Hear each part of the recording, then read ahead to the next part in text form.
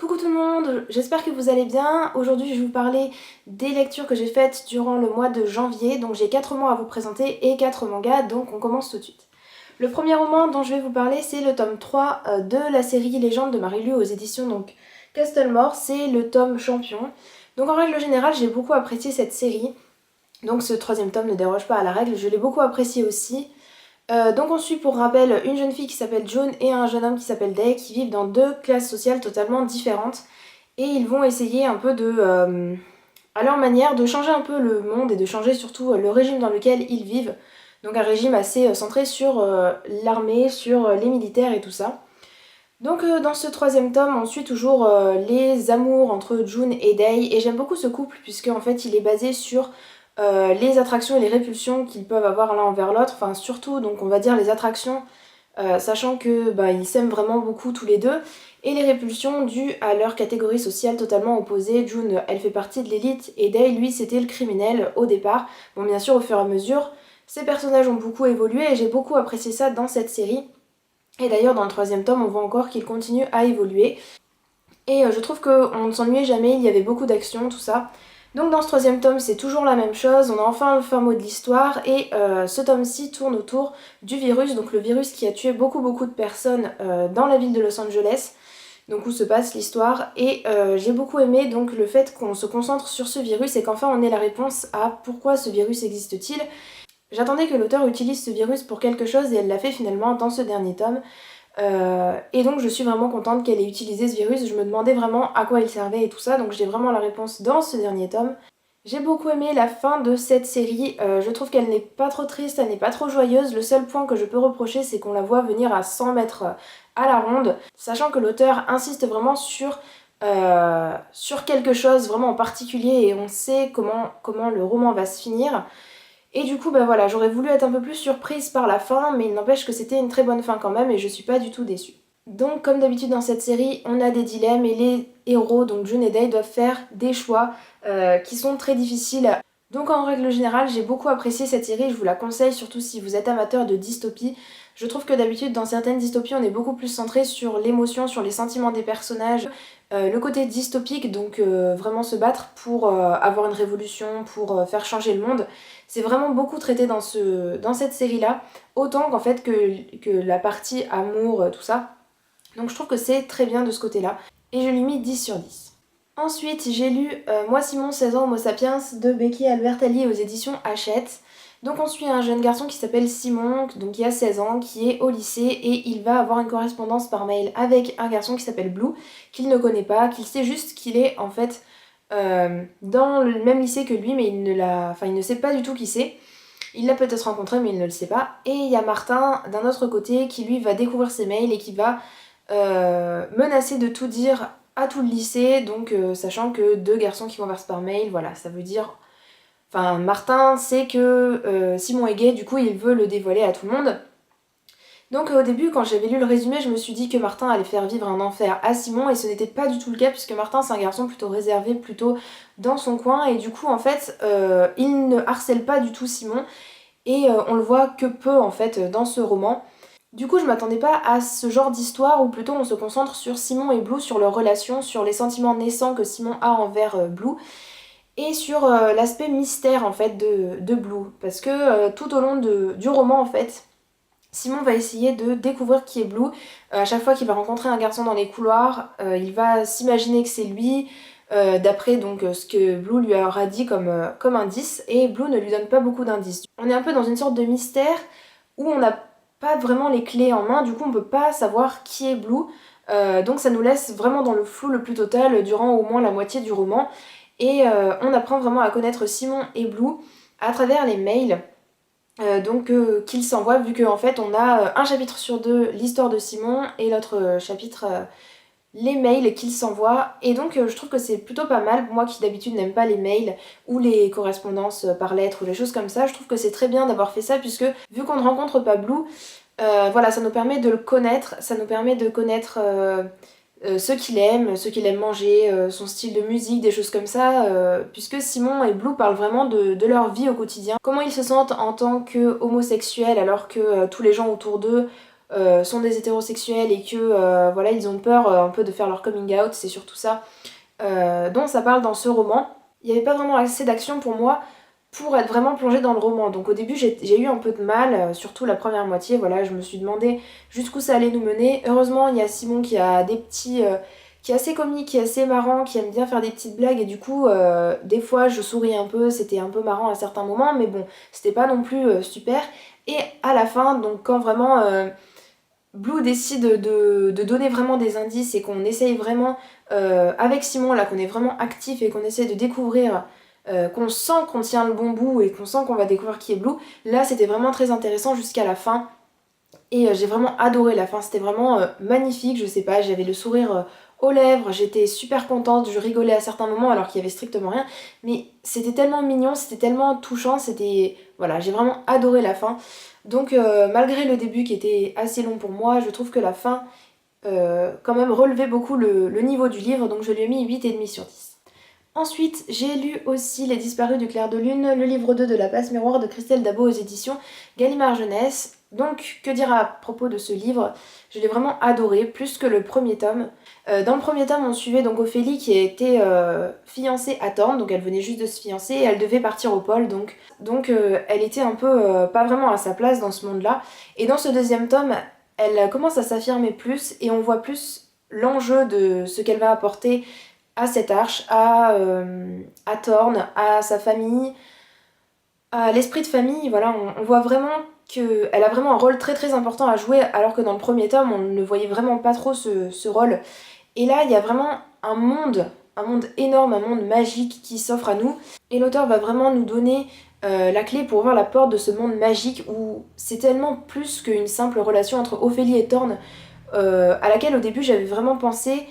Et je pensais vraiment que l'univers tournerait uniquement autour de ça et qu'Ophélie tomberait peut-être doucement amoureuse de Thorne ou que voilà, il allait se passer quelque chose, mais c'est tellement plus important, plus grand que voilà, je m'attendais pas du tout à ça, donc j'ai été vraiment surprise par ce deuxième tome.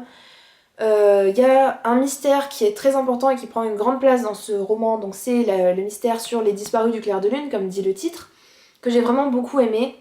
Ce que j'aime beaucoup dans ce roman, c'est que on est vraiment... Enfin, j'ai tellement peu l'habitude de lire des choses dans ce genre-là, donc où c'est un univers totalement magique, que j'ai vraiment pas... que je n'arrive vraiment pas à m'imaginer ce qui va se passer ensuite. Donc je suis toujours surprise au fur et à mesure que je lis le livre. Et c'est vraiment fantastique. Donc on se concentre sur l'esprit de famille, qui est un personnage assez bizarre, assez froid, qui a vraiment le pouvoir sur toute la cour, sur toute l'arche en fait, tout simplement. Il veut découvrir d'où il vient, qui c'est qui l'a créé, pourquoi il est ici, pourquoi il gouverne cette arche, des choses comme ça. C'est vraiment une question que je me pose, comment cet esprit de famille est arrivé là, pourquoi le monde a été dévasté comme ça, pourquoi il reste des arches un peu par-ci par-là qui volent dans l'air. Donc j'ai vraiment adoré ce livre et j'attends la suite avec grande impatience, d'autant plus que le résumé du tome 3 était à la fin du livre et que Ophélie va devoir partir dans des contrées encore plus lointaines et tout ça. Donc vraiment on s'éloigne du premier tome où je pensais que Ophélie resterait avec Thorne dans son petit manoir, tout ça, tout calme et qu'il se passerait rien. Mais là c'est tellement au-dessus de ce que je m'imaginais que voilà. D'après ce que je viens de vous dire, je pense que vous vous doutez que j'ai mis un 10 à ce livre parce qu'il était vraiment fantastique et je vous le recommande très chaudement si vous ne l'avez pas encore lu. Pour le dernier livre que j'ai lu, il s'agit de Phobos, le tome 2 de Victor Dixon aux éditions Robert Laffont dans la collection R. Donc ce deuxième tome, je l'attendais aussi avec beaucoup d'impatience, sachant que j'avais beaucoup aimé le premier tome. J'attendais surtout que l'auteur nous surprenne plus et qu'il ne nous donne pas tout de suite les réponses aux questions. Donc qui est la méchante, qui est le gentil, pourquoi c'est pas bien de partir sur Mars, des choses comme ça. J'avais vraiment eu l'impression que l'auteur voulait vraiment tout nous donner et que voilà, ça m'a un peu gâché ma lecture, sachant que j'aime bien être surprise à certains moments et là il n'y avait pas vraiment de mystère. Et donc voilà, pour moi le premier tome c'était plutôt un long fleuve tranquille où il se passait pas grand chose. Et là dans ce deuxième tome, donc les personnages ont découvert la vérité. Et donc maintenant il se passe quand même beaucoup plus de choses que dans le premier tome, dans le sens où les personnages donc ont découvert la réalité et ils doivent maintenant faire face à un gros dilemme. Et voilà, il n'y a plus possibilité de retourner en arrière. Donc voilà, j'ai beaucoup aimé ça. Il y a une petite part de mystère qui reste sur certains petits détails. Et donc j'ai trouvé pas mal aussi ce côté-là. Ce que j'ai mieux aimé aussi, c'est que maintenant on a le point de vue des garçons, sachant que dans le tome précédent, on était du côté des filles et on pouvait pas donc savoir ce que pensaient les garçons. Là on a un peu le point de vue, enfin pas vraiment le point de vue des garçons mais on les connaît mieux, sachant que maintenant ils se côtoient tout le temps. Et donc on peut voir vraiment le vrai visage des garçons. Dans ce tome 2 on retrouve les points de vue qu'on avait dans le premier tome, c'est-à-dire le point de vue donc des filles sur Mars, donc qui peut être aussi le point de vue des garçons, remarque. Le point de vue sur Terre et le point de vue de la chaîne Genesis, mais on a un nouveau point de vue qui est le point de vue d'un garçon qu'on avait rencontré dans le premier tome. Si vous avez lu le premier tome, je pense que vous devez savoir de qui je veux parler. Et donc ce garçon, maintenant dans le deuxième tome, il joue vraiment un rôle très très important, mais il n'est pas vraiment actif en fait. On va dire qu'il a un très très grand rôle à jouer, mais il n'a pas vraiment d'action dans toute cette machination. On a toujours des petits schémas donc pour illustrer notre lecture. Donc j'ai beaucoup aimé ce livre et je lui ai mis 10 sur 10. Donc maintenant on va passer à la partie manga et donc comme je vous avais dit j'ai 4 mangas à vous présenter. Le premier c'est Daytime Shooting Star, le tome 4 de Mika Yamamori aux éditions Kana. Donc comme d'habitude je vais vous montrer les dessins. Alors dans ce tome-ci on retrouve Suzume, elle a été éconduite par Shishio donc qui est son prof puisque une relation prof-élève ça ne se fait pas. Et donc elle a décidé de l'oublier tout ça, sauf que Shishio lui il a un peu des petites attentions pour elle.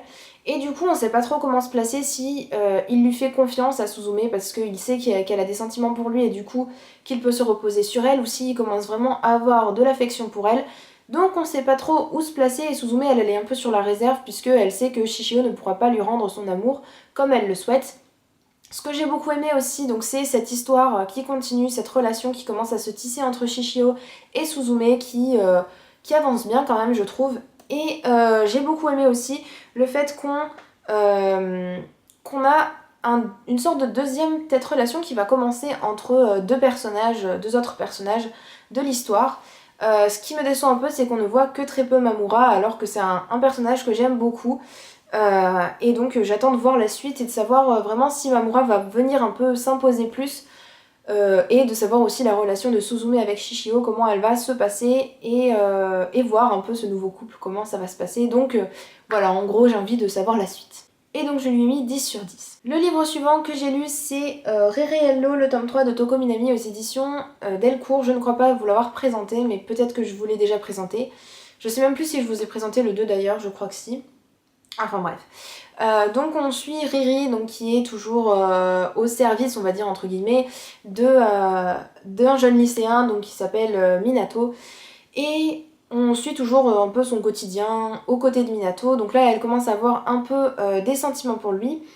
Mais voilà, elle est toujours un peu sur la réserve et elle veut rien montrer du tout. Donc voilà, leur relation, elle avance un peu, il se passe quand même quelques petites choses ensemble, mais pas grand chose. Il y a aussi dans cette série, donc comme dans Daytime Shooting Star, une seconde histoire d'amour qui va peut-être se mettre en place. Ce que je trouve un peu dommage avec cette série, c'est qu'on se concentre beaucoup sur l'environnement de nos héros, mais pas vraiment à leur cap précisément. Donc voilà, je suis un peu déçue de ce côté-là, mais j'espère que ça va continuer à avancer quand même. Et donc je vais vous montrer les dessins. Et donc je lui ai mis 9 sur 10. J'ai ensuite lu le tome 2 de Please Love Me de Aya Nakara aux éditions Delcourt. Donc on suit toujours notre héroïne qui s'appelle Michiko, qui vit maintenant avec son ancien patron. Et ce patron est vraiment très attentionné avec elle, il l'attend tous les soirs quand elle rentre du travail et tout ça. Il lui donne beaucoup de conseils et tout ça, et donc elle commence un peu à s'attacher à lui et à tomber amoureuse de lui, mais elle sait que c'est très très mauvais et qu'il ne faut pas faire ça, sachant qu'il est déjà amoureux de quelqu'un d'autre. Et voilà, ça va rendre la situation encore plus compliquée, donc j'ai bien aimé ce deuxième tome, à peu près autant que le premier. Voilà, je m'attendais à mieux aimer cette série que ça, mais pour le moment elle se lit bien, elle est assez marrante. Je sais que Aya Nakara arrive toujours à trouver des situations un peu cocasses à nos personnages ou à les rendre un peu ridicules à certains moments, et donc voilà, c'est toujours un peu comique et c'est toujours assez marrant de suivre les personnages, mais je m'attendais à aimer plus cette série que ça. Mais bon, c'est que le deuxième tome, donc on verra après. Et voilà les dessins. Donc je lui ai mis 8,5 sur 10. Pour le dernier manga, il s'agit de Honi de Hamu Meguro, le tome 2 aux éditions Soleil Manga. Donc comme d'habitude, j'adore vraiment la couverture, je trouve qu'elle est super mignonne, et même les petits rabats. Je sais, je vous dis toujours la même chose, mais voilà. Donc là j'ai bien aimé ce deuxième tome, mieux que le premier, sachant que là on se concentre sur l'histoire d'amour entre Onisei, donc qui est le jeune garçon qui fait un peu délinquant puisqu'il a une tête pas vraiment sympathique, mais qui est super mignon, super gentil, et Nao, donc notre héroïne, qui est un peu timide elle aussi et qui voilà, a commencé à se faire un petit groupe d'amis dont Onisei fait partie. Le premier tome je l'avais plutôt bien aimé, j'aime beaucoup les dessins, j'aime bien l'histoire, mais j'ai trouvé qu'elle était un peu... J'ai trouvé qu'elle était un peu trop gnangnan à mon goût. Et voilà, notre petite timide Nao, elle commence à se faire des amis, voilà, elle est contente. Elle a son petit groupe d'amis, mais voilà, il me manquait quelque chose pour beaucoup apprécier cette série. Et du coup, dans ce deuxième tome, ben, elle commence un peu à s'attacher à Onisei, elle se rend compte qu'elle a des sentiments pour lui, et du coup, c'est un peu mieux, sachant que voilà, on est maintenant parti sur une relation plutôt amour plutôt que amitié. Et voilà, j'attendais vraiment qu'elle commence à avoir des sentiments pour lui, sachant que bon, on est qu'au deuxième tome, donc j'aurais pu attendre peut-être encore un tome, mais c'est pas mal, sachant que la série ne fait que 8 tomes. Il y a un nouveau personnage qui arrive à la fin de ce tome-ci, et je sens qu'il va mettre un peu son grain de sel là-dedans. Donc j'attends de savoir la suite avec impatience et de savoir vraiment comment ça va tourner, si ce personnage va vraiment s'immiscer entre les deux ou si il va plutôt les aider à se mettre ensemble ou je ne sais quoi. Enfin bref, j'attends de voir la suite avec impatience et je lui ai mis 9 sur 10. Et je vais vous montrer encore les dessins. Voilà, ma vidéo est terminée, j'espère qu'elle vous aura plu. Dites-moi en commentaire les livres que vous avez lus durant ce mois de janvier, je suis curieuse de savoir ce que vous en avez pensé et je vous dis à bientôt dans une prochaine vidéo. Ciao ciao!